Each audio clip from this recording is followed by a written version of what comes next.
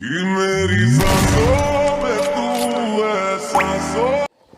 back to my channel. This is Capcut slideshow. So video preview त already हेर्नुहुन्छ अर्को video सजिलोसँग बनाउन सक्नुहुन्छ। त्यसले भिडियो बनाउनको लागि चाहिँ क्यापकट चाहिँ इन्स्टल गर्नुपर्छ। क्यापकट इन्स्टल गरिसकेपछि क्यापकटमा क्लिक गर्नु होला। क्लिक गरिसकेपछि न्यू प्रोजेक्टमा क्लिक गर्नु होला। न्यू प्रोजेक्टमा क्लिक गरेपछि हजुरले आफ्नो फोटोलाई कहाँ राख्नु भएको छ त्यहाँ जानु होला। यसरी गर्नु होला। म यहाँ देख्न सक्नुहुन्छ। मैले यसरी राखेको छु। मैले चाहिँ रश्मिका मण्डलको फोटो लिएको छु। यसरी देख्न सक्नुहुन्छ। टोटल 6 वटा हामीले सिलेक्ट गर्नुपर्ने हुन्छ। सो गरिसकेपछि एड अप्सनमा क्लिक गर्नु होला।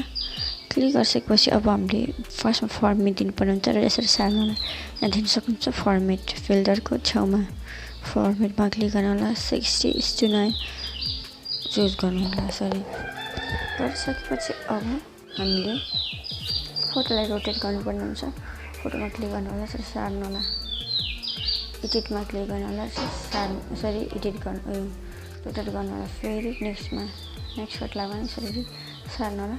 एडिटमा क्लिक गर्नु होला। रोटेट गर्नु होला। फेरि त्यसै गर्नु होला। फोटोमा क्लिक गरेर एडिटमा क्लिक गर्नु रोटेटमा क्लिक गर्नु होला। त्यसपछि फेरि त्यसै गर्नु होला। सार्नु होला। फोटोमा क्लिक गर्नु होला। फेरि सार्नु होला। एडिटमा क्लिक गर्नु होला। रोटेटमा क्लिक गर्नु होला। त्यसै गर्नु होला। गरिसकेपछि एन्डिङलाई चाहिँ यसरी डिलिट गरिदिनु होला। गरिसकेपछि अब फोटोलाई फिट गर्नुपर्ने हुन्छ। स्क्रिनमा फोटोमा क्लिक गर्नु होला। 2 फिङ्गरमा जुम गर्नु होला। देख्न सक्नुहुन्छ हजुरले।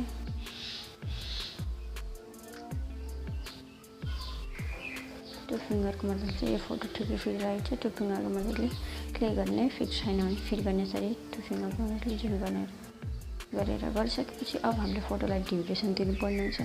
फर्स्ट फोटोको ड्युरेसन रहेको छ 1.1 सेकेन्ड रहेको छ।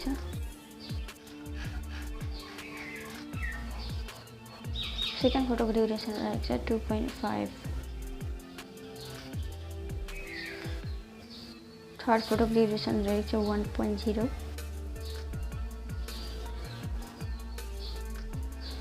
त्यसै गरी फोर्थ नम्बर फोटोको ड्युरेसन रहेको छ 1.6 रहेको छ र फिफ्थ नम्बरको ड्युरेसन रहेको छ 2.5।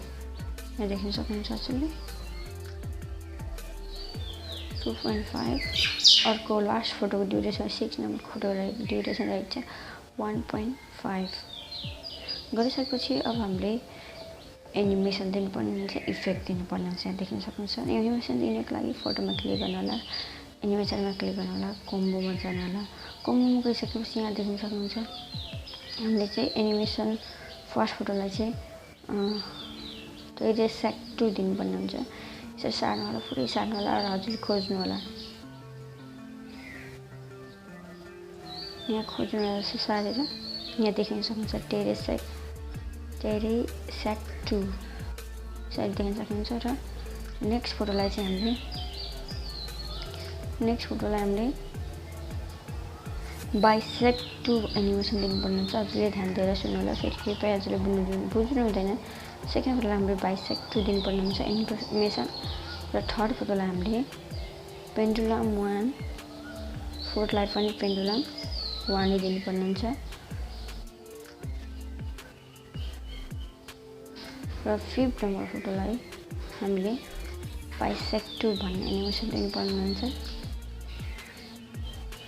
लास्ट फोटोलाई हामीले फिफ्थ नम्बरलाई हामीले बाइसेक 2 दियौँ। त्यसै गरी 6 नम्बर फोटोलाई चाहिँ हामीले पेन्डुलम 1 दिनेछौँ। यसरी पेन्डुलम 1 दिनु होला।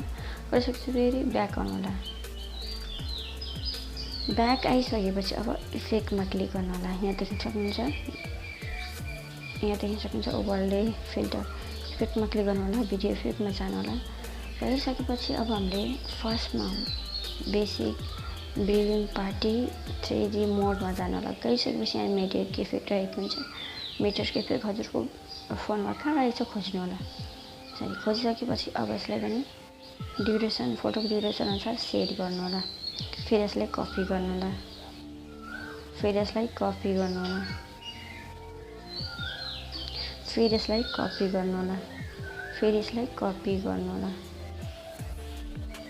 फेरि यसलाई कपी गर्नु होला। गरिसकेपछि फेरि हामीले अर्को खालको इफेक्ट दिनुपर्ने हुन्छ। फेरि भिडियो इफेक्टमा क्लिक गर्नु होला। क्लिक गरिसकेपछि यहाँ देख्न सक्नुहुन्छ यसरी सार्नु होला, सार्नु होला। Love, detour, variety, dark, split, comic र फ्रेममा क्लिक गर्नु होला। क्लिक गरिसकेपछि इन्टरनेट चाहिँ अन गरेर गर्नुपर्छ। हजुर क्लिक गरिसकेपछि यहाँ कलर, फोटो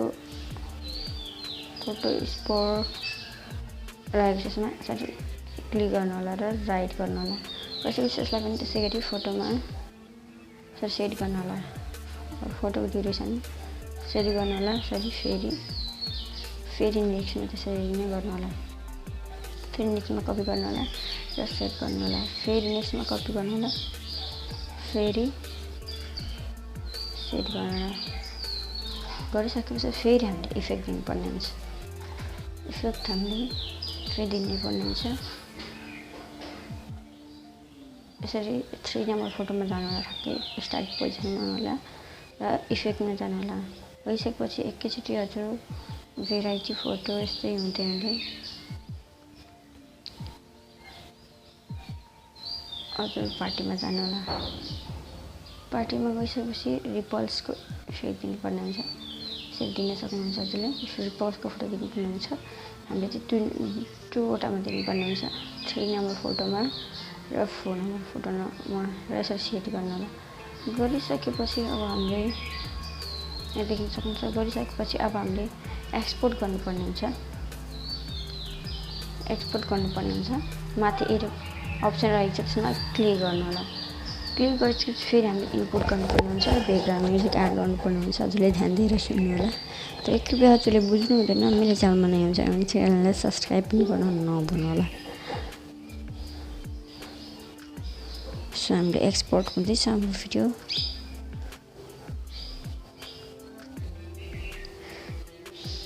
भइसकेपछि अब डनमा क्लिक गर्नु होला। डनमा क्लिक गरिसकेपछि न्यू प्रोजेक्टमा क्लिक गर्नु होला। न्यू प्रोजेक्टमा क्लिक गरेपछि भिडियोमा जानु होला। भिडियोमा गइसकेपछि आफ्नो भिडियो कहाँ रहेको छ त्यहाँ खोज्नु होला। यही देख्न सक्नुहुन्छ यहाँ रहेको छ। सो भइसकेपछि फेरि एड चुज गरेर एड गरेर फेरि एडमा क्लिक गर्नु होला। गरिसकेपछि अघिको भिडियो रहेको छ, यहाँ देख्न सक्नुहुन्छ हजुरले आफै। गरिसकेपछि अब हामीले यसरी सार्नु होला। सारिसकेपछि यहाँ फर्मेट रहेको छ, फर्मेटमा क्लिक गर्नु होला। फर्मेटलाई 9:60 गर्नुपर्ने हुन्छ। गरिसकेपछि फेरि ब्याक गर्नु होला। फेरि फोटो क्लिपमा यसरी क्लिक गर्नु होला। क्लिक गरिसकेपछि सार्नु होला र एडिटमा एडिट क्लिक गरेर रोटेटमा 3 टाइम्स क्लिक गर्नु होला। 1 2 3 देखिन सक्नुहुन्छ। 3 टाइम्स हामीले क्लिक गऱ्यौँ। गरिसकेपछि अब यो इन्डिङलाई चाहिँ डिलिट गरिदिनु होला। क्लिक गरेर यसरी डिलिटको अप्सन रहेको छ, क्लिक गरेर हजुरलाई ब्याकग्राउन्ड म्युजिक एड गर्नुपर्ने हुन्छ। अब एड अडियोमा क्लिक गर्नु होला, एक्सट्र्याक्टमा क्लिक गर्नु होला। क्लिक गरिसकेपछि हजुरलाई भिडियोको लिङ्क डिस्क्रिप्सनमा राखिदिनेछु, हजुरले त्यहाँबाट पनि डाउनलोड गर्न सक्नुहुन्छ। सो इनपुट साउन्ड अन्लीमा क्लिक गर्नु होला। सुट गरिसकेपछि यहाँ देख्न सक्नुहुन्छ हजुरलाई बिचबाट देखाइदिनुहुन्छ। देखिन सक्नुहुन्छ हाम्रो भिडियो एकदम तयार भइसकेको छ। सो यहाँनिर बाँकी भागलाई हजुरको पनि आउँछ भने बाँकी भागलाई यसरी क्लिक गरेर म्युजिकको पार्टहरू स्प्लिटमा क्लिक गरेर यसरी क्लियर गर्न सक्नुहुन्छ। गरिसकेपछि अब हाम्रो भिडियो क्लिपलाई ग्यालेरीमा सेभ गर्नको लागि माथि एरोको अप्सन रहेछ, माथि एरोको अप्सन त्यसमा क्लिक गर्नु होला। Thank you so much. Next भिडियोमा भेटौँला।